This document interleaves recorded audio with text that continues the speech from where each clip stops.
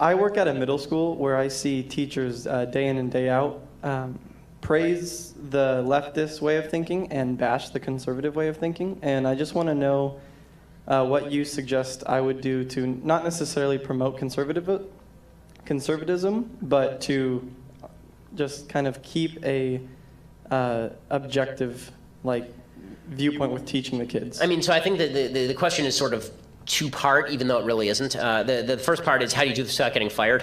Right? I mean, that really is the question. One of the big problems at the public school level is that in California, you have to be a member of the teachers union to teach in a public school, and that's a disaster because the teachers unions are really discriminatory against people on the right, and they obviously take all your money and they spend it on leftist politicians like Jerry Brown, and it's a serious problem. That's a question you're going to have to decide for yourself. How far can you go without getting fired? As far as what you can say to the kids, I think that it's perfectly fine to say, here's an argument I heard one of your other teachers making today.